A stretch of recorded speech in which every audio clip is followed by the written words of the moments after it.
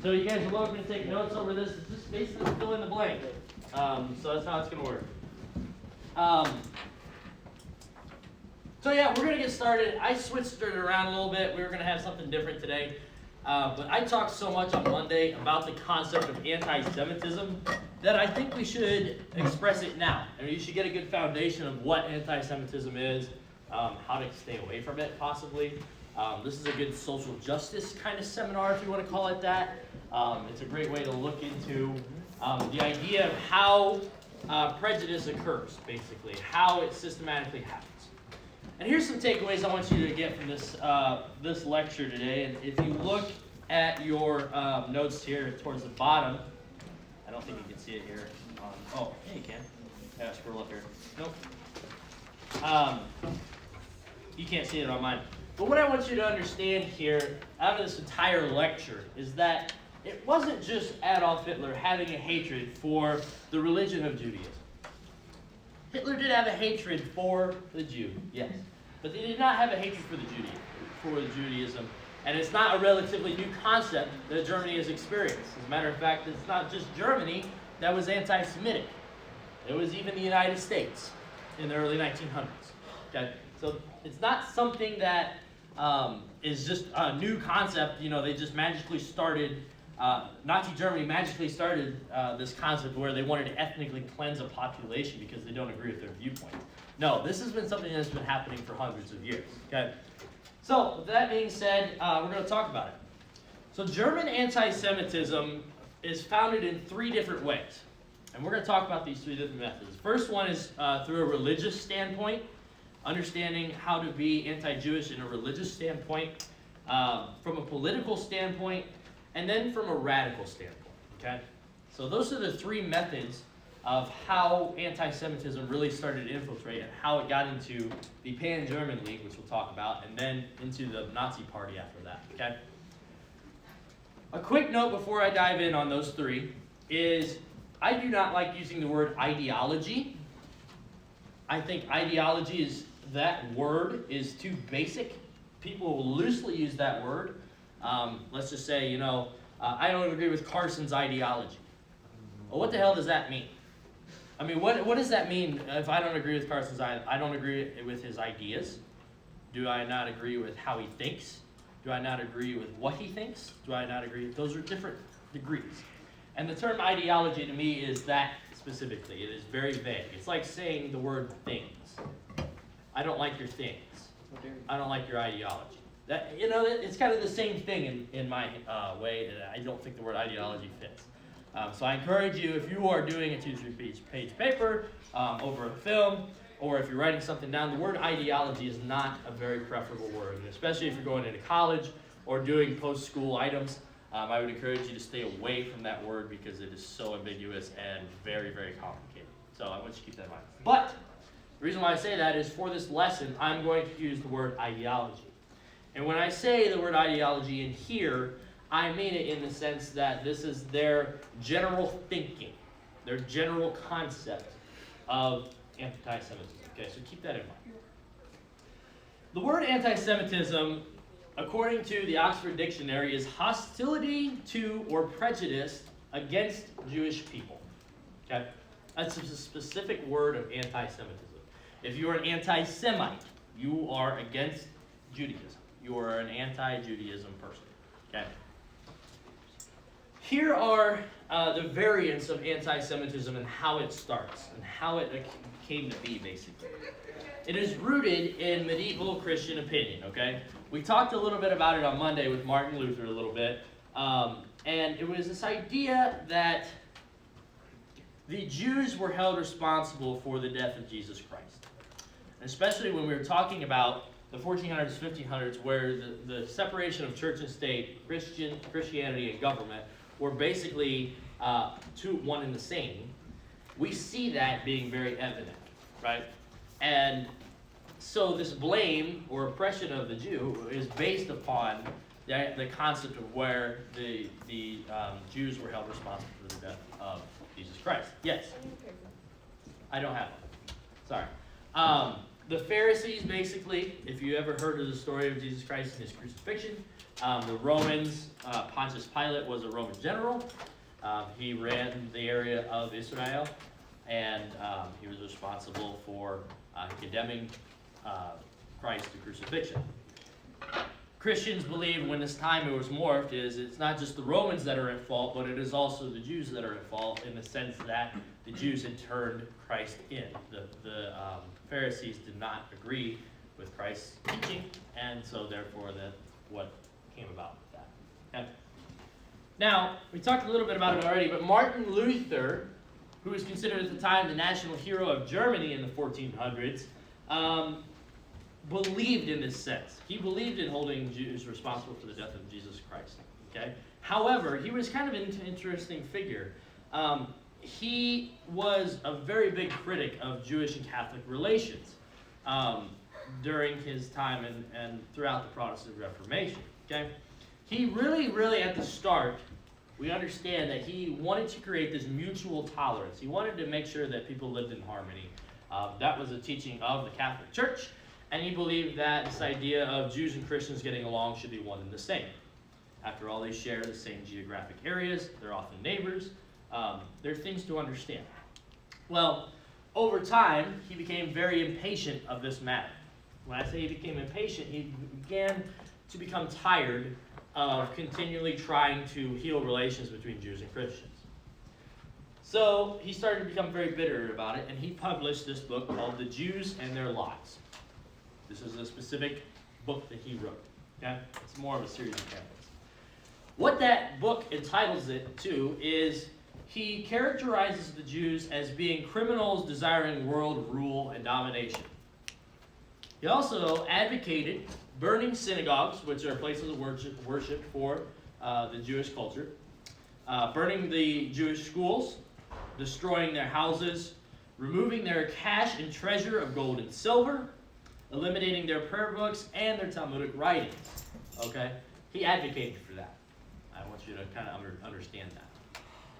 Do we see a relation here between the teaching of Hitler, from what you guys can make an understanding of in the Holocaust, to that of Martin Luther? Yes, definitely. And this is where we see his attacks, the Jews and their lies, being indoctrinated by the Nazis later on. And what we found specifically is the original book, Martin Luther's original written book, called The Jews and Their Lies, would be on display in a glass case at the Nuremberg rallies. Okay, and we'll talk about the Nuremberg Party rallies later on, but it was a very big hyper-nationalistic rally that occurred that involved many speeches from famous people. It was very important to understand that at the time. Okay. We also see this idea of then, because of Martin Luther, we classify this as the religious aspect of anti-Semitism. Okay. It was just simply more anti-Judaism. Okay.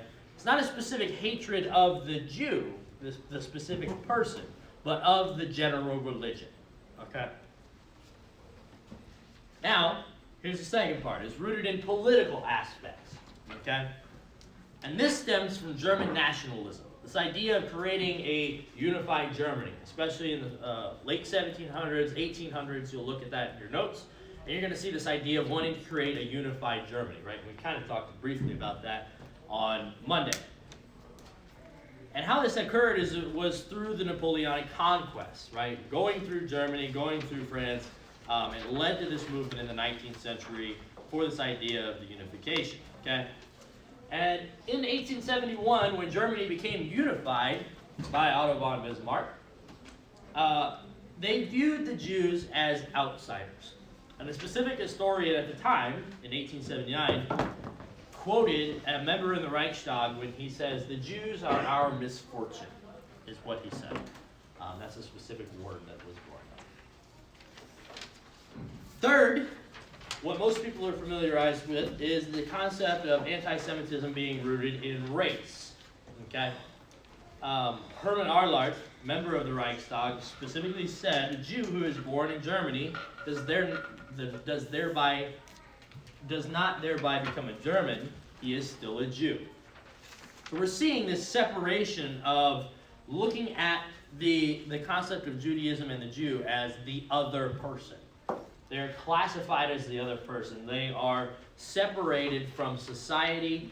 They are looking at this idea of no assimilation occurring, no conversion occurring between the Jews and the Christians, and therefore it became an issue of race. So between those three, racial, political, and racial, political, I'm drawing a blank, and religious, sorry. Racial, political, and religious. Does anybody have any questions about that so far? All right. The concept of anti-Semitism is very complicated, but like I said, if you understand those three aspects, the idea of religious, political, and racial issues, it'll become a little bit more easier for you to kind of understand. And we can even see that to this day, right? We look at modern America and the idea of racism. You can see how it had stemmed from political issues, it had stemmed from racial issues, and it did stem somewhat from religious issues as well. Now, not to say that it is a systemic problem, but this is where we can see something like that, an argument for that occurring. Okay. Let's move on to World War. Oh, sorry, Lee. What's up? Being Jewish is an ethno-religion. I'm sorry? It's an ethnicity and a religion. Yes, yes, an ethno-religion. Yep, that's a great way to look at it. It's not just an ethnicity, but a religion at the same time, right? Now, Lee, can I ask you this question? Do you believe that Christians could be an ethno-racial religion? No. No? I don't think so. Can you emphasize on it or talk about it a little bit? Because, okay. It's hard to explain this without making people upset. Okay, but right. like, we're in a safe space. not every Christian deals with the same prejudices as Jewish people. So, but Jewish people do, they share the same experiences that another Jewish person would, so that would be ethnicity part in them being like a family and they're having the same experiences just because they're Jewish. Yeah. But Christians wouldn't get, I don't know how to put it, but they don't share the same, not every Christian shares the same like experiences, like in that way. Yeah, right. We don't all have the same race, right? So now we can't really, like, we don't all have the same physical characteristics, right? Yeah. Yeah, Cody. Do you hear a beep? Yeah, it's a slight white noise that comes over. It's whenever a computer screen's hooked up, there's some sort of short in the speakers. I don't know. Yeah, it can be annoying. I know. Sorry. I'll try to talk louder so it'll like drown it out. How about that? Okay. Yeah.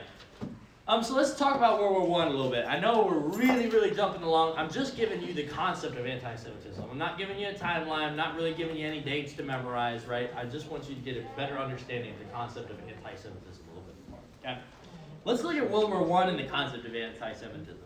Now, only 2 decades prior to World War I, when German imperialism was at its height, a lot of political anti-Semitism really began to decline and lose appeal. If you look at it from this perspective of political, racial, and religious aspects, it's kind of like looking at a bar graph. You still have to have a certain level of issues going on, but sometimes there's more racial and religious issues going along than there are political and racial issues, and vice versa. So it's a very different aspect of what's going on there, okay? So when we look at political anti-Semitism starting to begin to decline and lose appeal in between the beginning of World War I and Germany's unification, we see a revival then come at the start of World War I. And why do you think that? Let me ask you that. Why do you think that World War I began a revival of this idea of a political hatred for Judaism? Yeah, Cody. Because Hitler was against Jews? Yeah, but Hitler in World War I was young. He was only a soldier at the time. He wasn't well known in his DMV, the far right. Yeah. Yes? Propaganda? Propaganda usage, right? What about the idea of money? There's a stereotype out there about Judaism, and how Jewish capitalism is out for world domination. That's the stereotype that is out there. Well, it became very prominent in World War I because of the amount of money that was being spent to fuel a war that most Germans knew they probably couldn't win because they were fighting a war on 3 sides. We'll talk a little bit more about that later when we go and dive into World War I. When they're fighting a war on multiple fronts, it's really hard to maintain control, and it's really hard to not spend money. Well, the idea of Judaism then comes along, and Jewish capitalists were blamed for this specifically. Okay? And here's the other thing. At the end of World War I, when you have the Weimar Republic, did we talk about the Weimar Republic yet? No. Yes? W makes a Y, or a V sound, right? Slightly. I think we barely talked about it. We'll talk more about it. We're going to spend an entire day on the Weimar Republic here. The W makes a V sound, so the Weimar Republic. It was a new democratic system, Republican system, kind of a mixture of both, that rose after World War I, basically. Okay, it began after that, and what happened there specifically is prior to World War I, under the Kaiser and the Imperial Germany, Jews were oppressed politically, economically, religiously, and socially. They were outcasts. Okay, but what happened is when the Weimar Republic was established, it created this complete legal equality for Jews against German citizens. Okay, now this stoked the fire, obviously, for religious and racial anti-Semitism even more. It grew that issue a little bit more on it. Okay. So then we see the idea of the Volk. Okay, the Volk. That word in German stands for people, and this is an ideology that occurs. The Volkish ideology had been an underlying idea in German history since the beginning of the 19th century. Okay, this idea of a people, right? You guys ever heard of Volkswagen? Yeah. The people's vehicle? Bet you didn't know that. Now you do. See, you learned some German. All right, that's cool. So the Volkish ideology had been an underlying idea in German history since the 19th century. Okay, this is nothing that just happened after World War I. Okay, and it is this idea of superiority of the German culture and the idea of having a universal mission for the German people.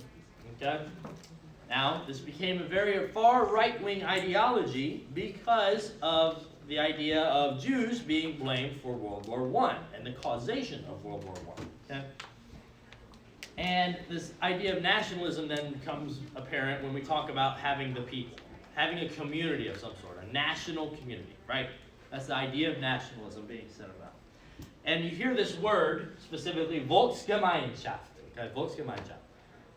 That is also referred to as the people's community, okay? It's a long word. I don't know if you had to write it down or not, but there you go. You got it right down, okay? This is an idea and a mentality to unite all the Germans in this pure German community, okay? Everybody who is German. Now, what happens when you have that idea of having everybody in a community and everything's utopian and pretty and nice? Doesn't work. Right, it doesn't work because why?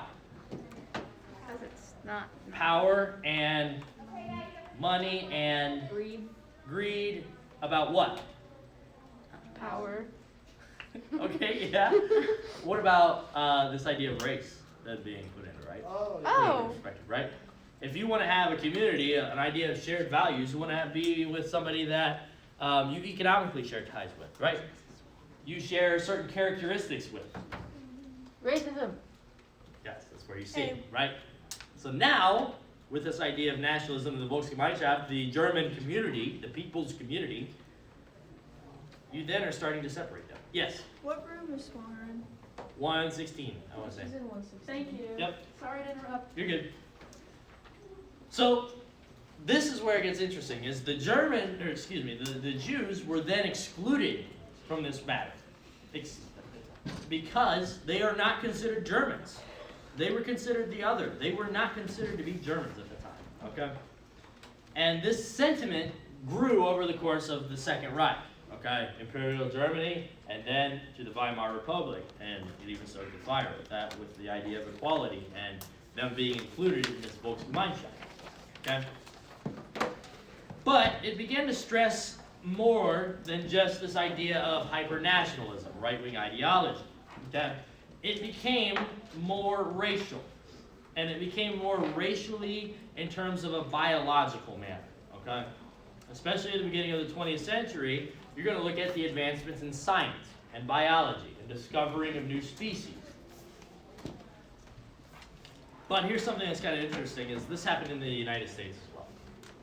Forced sterilization in Germany was very popular. Okay, it started to become popular, and we'll talk a little bit more about that later. But there's also this idea of having a clean national community in the United States, right down to our very own state in Indiana. And actually our health inspector general in the early 1900s, around 1917, 1920, advocated solely for forced sterilization of those of mental health deficiencies, physical handicaps, and also had dabbled in a little bit of eugenics at the time, or killing somebody, or warping their genetics. Okay.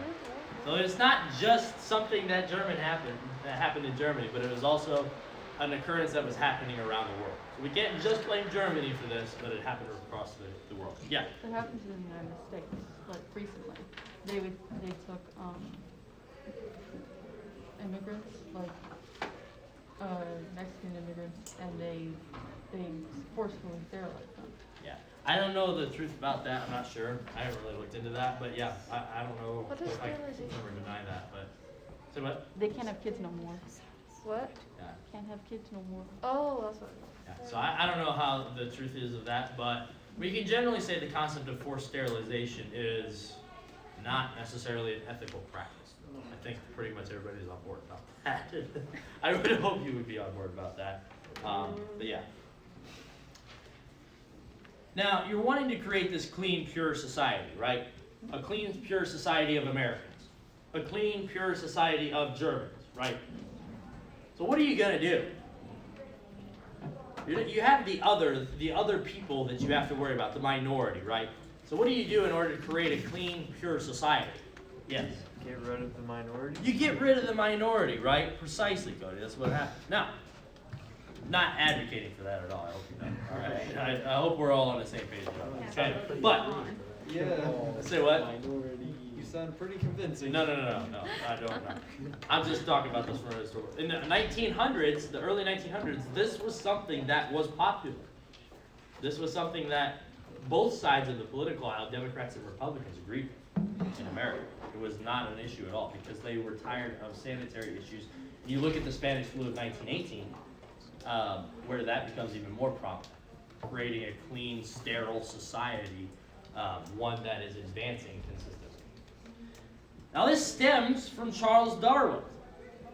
And we look at this idea of social Darwinism and this idea of biological racism then stemming from this more pseudoscientific idea of the advancement. In order to create an advanced race, you need to get rid of interbreeding with people who are not of the same race, right? Well, that's not technically how science works, but that's what they believed at the time because they believed in the survival of the fittest, okay? You guys have probably heard this before. Charles Darwin was out in the Canary Islands. He studied out there, and he's studying a certain type of bird. I'm not specific.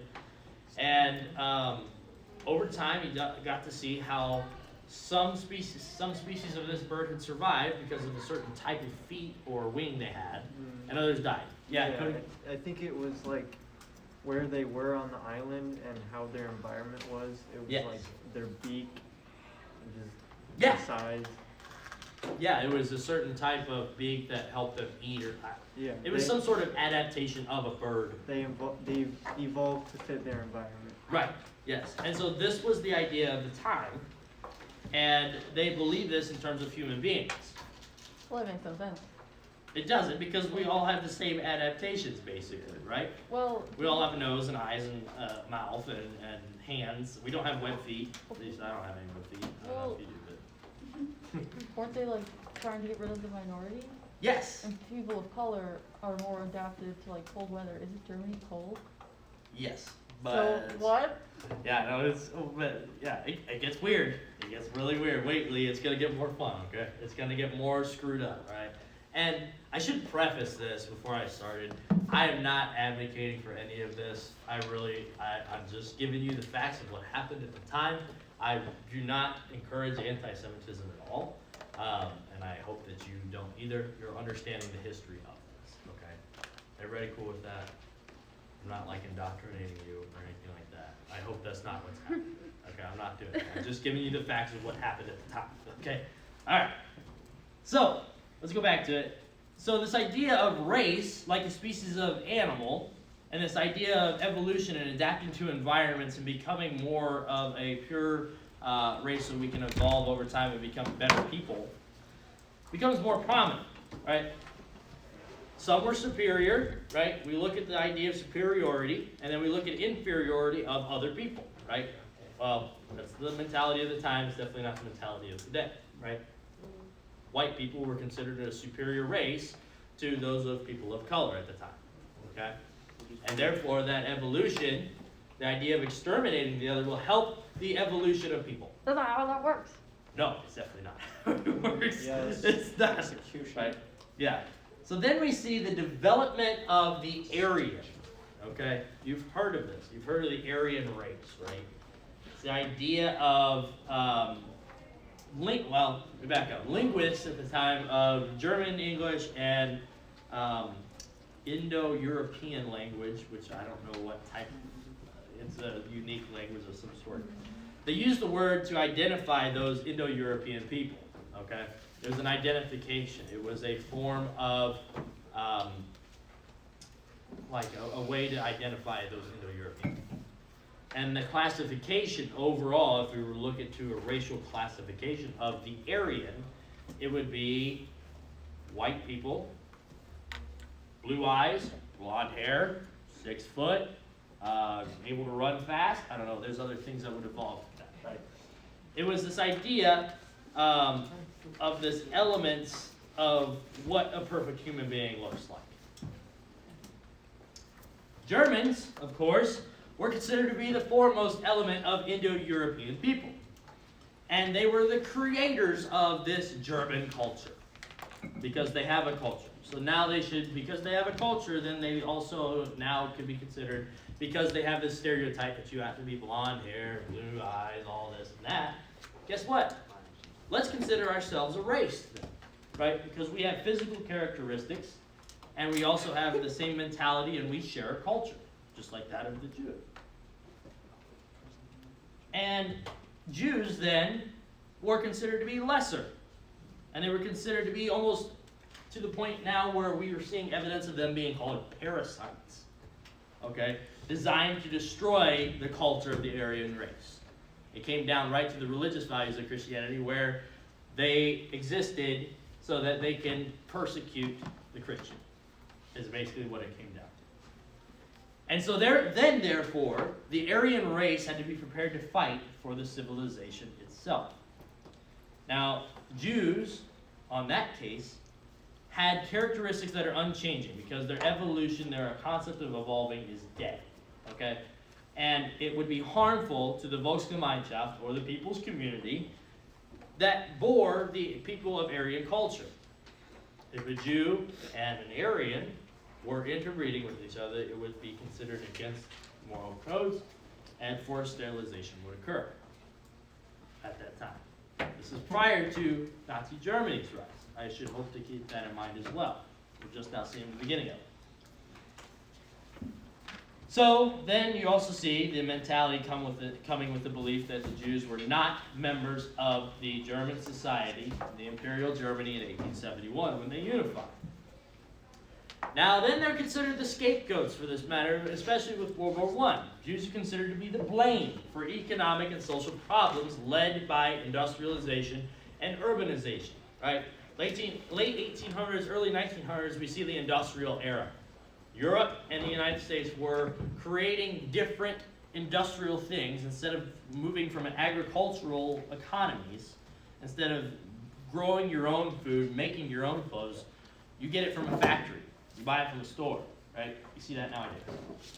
And this idea of the industrialization, urbanization era is going throughout Europe, and the Jew is specifically blamed for it because they were considered to be the prominent capitalists of the time. They were considered to capitalize off of this idea of moving away from the culture. And the lower middle class, specifically, and we'll talk more about this later, was especially affected by this. When we see the Depression throughout Europe and in the United States happened in 1929, farmers, shopkeepers, artisans were without work, period, end of story. Most people who worked in the United States and in Europe were pretty much out of a job. And so this capitalist sentiment went away. And the blame against Jewish capitalists and shop owners and shopkeepers blamed the Jew for the problem of the modern industrial life. You see the problem with that? Okay. I won't make sure. Then we see the rise of what we call the Pan-German League, okay, and then other anti-Semitic political groups. Remember when I was talking about the Weimar Republic? I'm going to draw something here, so if you want to doodle too, you can. This is not a big enough line here, okay? We talk about different political spectrums. You have the center, right? And then we have the right and the left. Right? Left, right, and the left, okay? Anybody know why they call it the right and the left? English Parliament at the time, the people who agreed with one side sat on the right side, and the other side sat on the left side. Oh. So that's why I call it the right and the left. Okay? So what is an example of a modern political party where they lean left? Democrat. Democrats, right? Great. I'm going to put Dems. Is that okay? Yeah. Okay, all right. And then what's one towards the right? Republican. Republicans, right? That's what we see right now, okay? Now, there's also little spectrums here, right? We see today, right, when we look at modern political systems, we see something that's a little bit further to the right. You see the Tea Party, right? You've heard of them. And you've heard of conservatives, obviously, right? Okay, we've seen those, right? What about the Democrat side? You have liberals, right? Liberals are where on this spectrum? Would they be more towards the center or more towards the farther left? Left. A little bit farther left, right? And this is kind of more circumstantial, but I'm kind of using this as an example, okay? And then what do we have? Socialist. Kind of socialist, right? So where would they stand here in between? Farther to the left, right? We got socialists, right? Okay. And then what would be the furthest left that you could get? Communists, Bolsheviks, okay? Mensheviks, all that. Can't look for communists. No, I didn't put it over here. Now what would be the far right? Nazis. Nazism or what? Fascism. Fascism. Yep, that's a great word to use. Fascism. Okay. Now, these are 1, 2, 3, 4, 5, 6, 7, 8, 9 that we named. Bye. I'm going to tell you, at the time of the beginning of Germany, you have the Pan-German League. Something like that. And then you have the Center Catholic. Okay, Center Catholic. And then you have the Protestants. And then you have the Center Protestant. Okay, basically,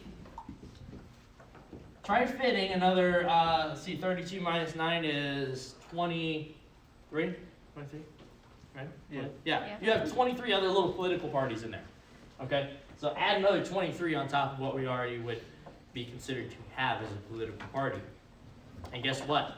That is Germany in the Weimar Republic. Okay, 32 different political parties being represented. Imagine how hard it would be to establish a majority and get everybody to agree when you have 32 different political parties, right? So, not to get on a little tangent here, but when we're talking about dissolving two political parties and allowing for more than two political parties to occur, guess what? You're not going to establish a majority based upon 3, 4, 5. You're going to have to follow the rule of plurality. You're going to have to follow another sort of statistic and mathematical equation in order to determine who would be a president. And this is where we see this issue come about. This is a great citation of that, okay? Yeah, we would allow for political freedoms. It would be great to have different political party representation. But do you want 32 different political parties? No. No. Yeah, Cody. I feel like we would be even more split up. Oh, without a doubt, right? Because I'm not going to agree with you because I align with this political party over your political party, right? Right. And you best believe there's infighting between the center and the right and the center and the left. Guess what? There's infighting here that's even worse, right? And we see it right now with the Republicans and Trumpism and all that's going on between the chaos that's going on the right, right? And we also see it on the left side here where we see this idea of social democrats and the left and liberalism, right? We already see that. It would be like 10 times worse. Oh yeah, it would be, yeah, without a doubt, because if you can identify with the Protestant, right? A Protestant and the socialist is probably not going to get along very well, right? It's a huge, huge issue, okay? So this is a great reflection in history that you probably can identify with. Okay.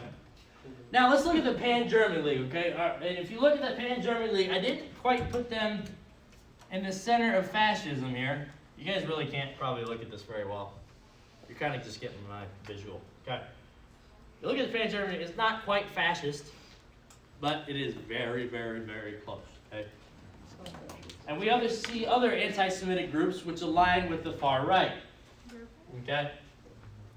The left here and the far left, they encourage mutual tolerance with the Jew. However, it was not popular in Germany at the time.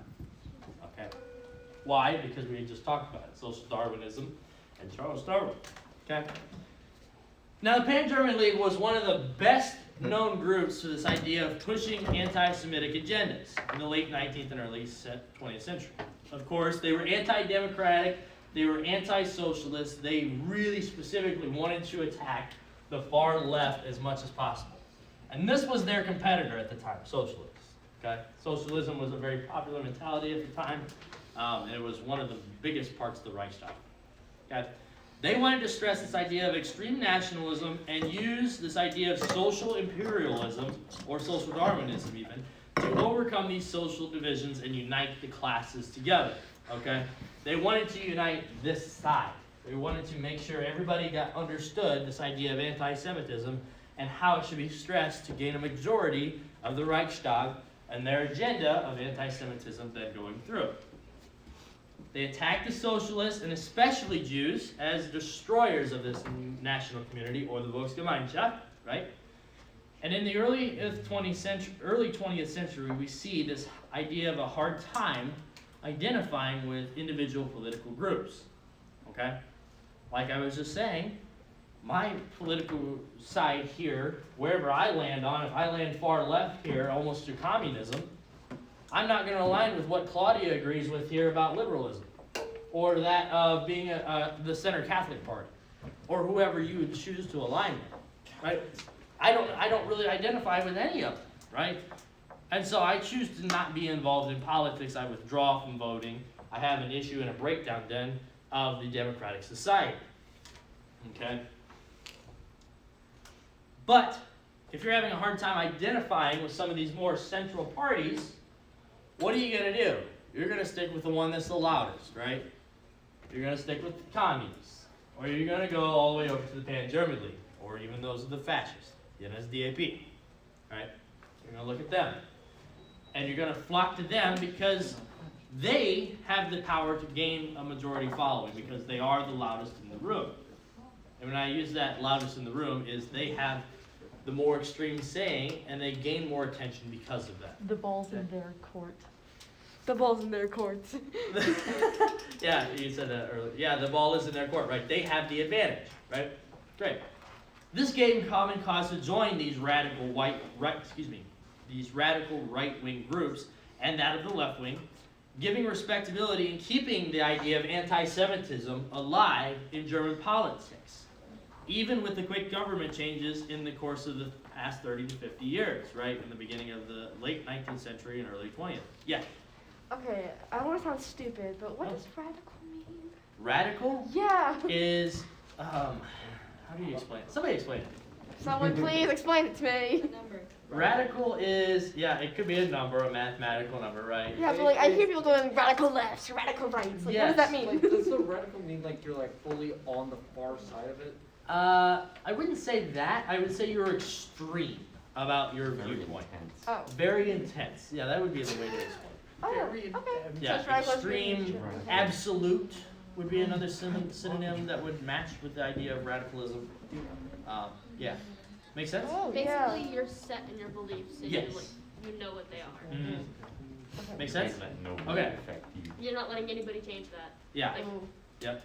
And this is where we see the idea of Nazism Oh. starting to happen. So great segue. Thank It you. gave way and emerged as one of the number, not just the Nazi party, but it was a number of the radical right-wing anti-Semitic Volksgroups motivated by Germany's defeat in the war. Because they lost, because they didn't want to do this, they didn't want to join communism or follow the left, everyone flocked to the right because they wanted to blame, it was easy to point the finger towards Judaism as a reason why they lost, instead of actually understanding that the idea of imperialism does not work. That's what they did. That's how they believed it. Okay? And so they defeated in the war to struggle even further through this idea of expansion of the pernicious world Jewry, is what one Reichstag member said. Rid the world of pernicious world Jewry. Okay. Any questions on that? It's a very hard pill to swallow. It's disgusting. It's difficult. But this is what happened in history. Is you start. This is why I go through this, is because I want you to see how we look at the Holocaust. It wasn't just Hitler and his mentality. And he had a bad experience once with a Jewish person, and he decided he wanted to rid the world of Jews and kill 6 million of them. No. It was multiple people. It was an entire society, an entire country that got on board with that. Because of this long history, this complicated history that happened, and the development of racial, religious, and political aspects. I also might mention that January 20th, in 1942, I didn't put this in here, 1942 was the Wannsee Conference, okay? The Wannsee Conference, January 20th, obviously it's inauguration day, but January 20th in 1942, the Wannsee Conference was a conference of the Schutzwaffen, which is the SS, which are the extreme Nazis. They were the guys who were the bad people that really, really carried out the final solution of the Jews. Today was the day 79 years ago where they met to create the final solution of the Jews. And we'll talk a little bit more about that when we get to the Holocaust part. But that's something to keep in mind. We'll talk about the Wannsee Conference. There's a really good show. If you want to watch the show Conspiracy, it basically gives a recounting of the Wannsee Conference. And it's really good. There's a couple really good actors in it. But if you wanted to watch that, well, I can't show it because it costs money. And I want to make sure it's free. So you want to ask your parents to spend $2 or $3 to watch it. It's on Amazon, it's on YouTube, it's on Netflix, it's everywhere, but you have to pay, not on Netflix, sorry. But you have to pay for it. You have to pay for it. So yeah, go. The ones that were the SS, didn't they also wear like the badge that kind of looked like two S's? Yeah. So Because you had the ones who wore the swastikas, and then you had the ones that wore the two S's. yeah. So I'm not a big advocate for drawing symbols. I actually watched Fury last night. You guys ever seen Fury before? The tank movie with Brad Pitt. I know what you're Yeah, talking Brad about. Pitt. That's It's so super funny. good. And Brad Pitt's really good looking in that anyway. So, but this is the symbol for the Schutzwaffen. that's a little. You've probably seen it before, okay? There was actually, last night, I saw it, there was somebody that got arrested, and he had that tattoo on his face, and they had the swastika on his other side. Wow. Like, Deserve. Nice. yep, maybe Nice. he deserved to go to jail, I don't know, probably, but. Yeah. Wasn't the swastika like a Hindu symbol or something? Yeah, it was a peace symbol. Yeah, so we'll get into that when we talk about propaganda. We're gonna get into propaganda next week, because propaganda is gonna play an important role for the rest of the course. So, there it goes. You got Fun time. 14 minutes. I know. Here's what I'm gonna do. No quiz today. I'm gonna leave you guys off the hook for now. You guys got 15 minutes to get stuff going. Let me look at the schedule. I think there's some readings actually. Hang on. before you go, 4, isn't there? there is some readings. And you really, really need to read. They're all online. You went past them. What's the date? Oh, there it is. No. There it is. Okay. So I already did this right here, right? There are 1, 2, 3, 4. 1, 2, 3, 4 readings. Oh my gosh. And you pull another one out. All right. I had 2 of them in my hand. So there's 4 online readings, okay? And I want to show you this here, okay? Because Friday we're going to do something kind of fun. Listen up. Friday we're going to do something kind of fun. Make sure you read all 4 of these readings. What we're going to do on Friday is we're going to do this think, pair, share exercise. It's going to be kind of you guys running the class, okay? I'm tired of lecturing. I'm bored with it for a little bit. So I got to take a break. My voice is getting exhausted, okay? So how this think, pair, share exercise is going to work is I'm going to like go around. Basically, Isabella, you're going to be number 1. Layla, you're going to say 2. 4. 1. Oh. You start out back at 1, right? Because there's only 4 groups. Gotcha. Ready? 1. 2. Say it out loud. 3, I don't like this. 4. Okay, and it'll go on so on and so forth, right? You guys will pair together. You will pair together, and you will discuss the different readings. Okay, you can obviously see what group 1, group 2, group 3, and group 4 is. Okay. Now, you don't know what your group is till you get there on Friday, so don't just say, hey, you need to read it. You're going to be the spokesperson, blah, blah, blah, blah, blah. It's randomized, so make sure that you do the reading. No. Say what? So we're gonna have to sit in a selected order. Yes, you'll have to sit in your group. There will be 4 pods around. We'll do that now, okay? We'll get together, we'll discuss it, and we'll go from there, okay? And then Friday, over the weekend, I'm gonna tell you, it's a paper reading, so I gotta spend all of my day tomorrow in the copy room printing off these pages. It's kind of a longer read, okay? It's gonna be 12, 13, 14, 15, this is 16 pages, and it's kind of heavy stuff.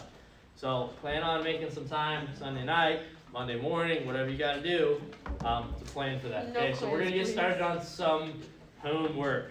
Okay, we're gonna get started on some readings. Okay, I know. Put your thumbs down. That's right. Yeah, I hate you, Mr. Hammond. You're the worst. Okay, Wait, are we have a quiz? Do you have a quiz? we do not have a quiz today. No, Friday. It says quiz. Question mark. I haven't decided yet. We No, might. thank you. No, thank you, please. No, I thank don't you, know. please. I haven't decided. So much. Here's the other thing too is I had to eliminate basically a week of the seminars because of I-step testing.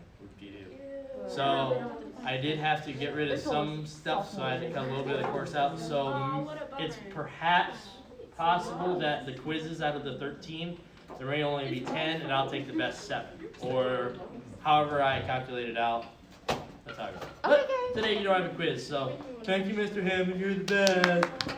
Even though I hate you guys sometimes. Okay, there you go. Alright. Thank you. That's it. Thank you. Thank you. I'm glad somebody loved me. Hammond. We all love you. SS me. Who's shocked? I'm sorry. Who's shocked? Yeah, more is not enough. This is the So only therefore, part I really basically, enjoy. Me too. Okay, sure. Like. Why do you think that we? Oh wait, is this still recording? Yeah, it is still recording.